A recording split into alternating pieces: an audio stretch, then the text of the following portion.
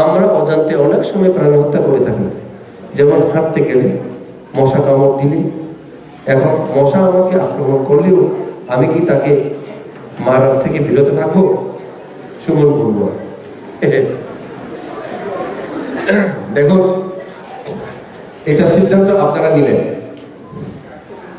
প্রাণী হত্যা করা মহাপাপ, ভগবত বলেছেন। এখন মশা মারলেও কি আমি চুপ করে দেখে থাকবো? এটা আপনি সিদ্ধান্ত নেবেন। আমি একটা উদাহরণ দেব। শ্রীলঙ্কাতে এক ভারতে জঙ্গলে তিনি থাকেন।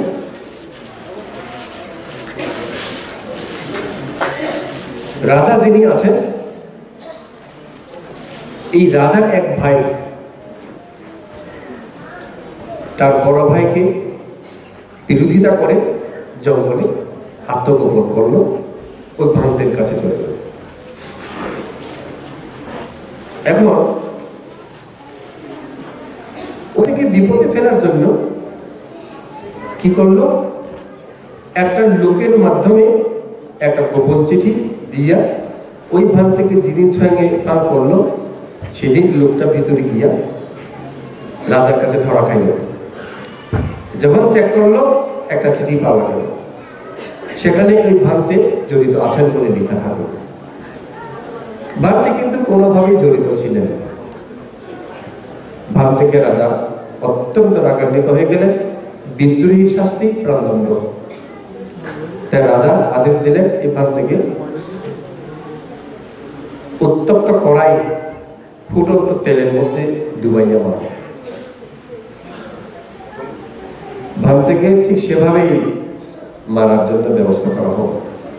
বিরাট অগ্নিকুণ্ড, তারপরে বিরাট একটা কড়াই, সেখানে তেল ফুটানো হচ্ছে। ভান থেকে সেখানে ফেলে দেওয়া হবে। ভান্তে কিন্তু তিনি চিন্তা করলেন, আমাকে কি এখানে মরতে হবে, নাকি আমি রীতি শক্তি দিয়া বেঁচে যাব, নাকি আমি অলৌকিক রীতি শক্তি দিয়া অদৃশ্য হয়ে যাব।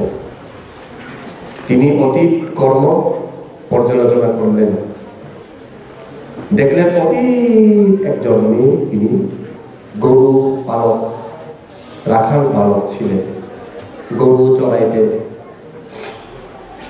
তখন উনি দুধ খাচ্ছিলেন। এই দুধে একটা মশা ভরভর ভরভর করে উঠছে।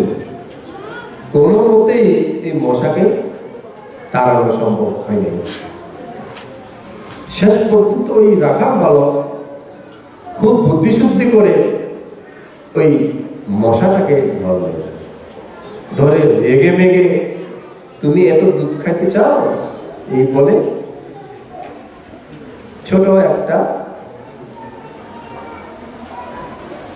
আপনার কি বলবো কাঁটা বানাইয়া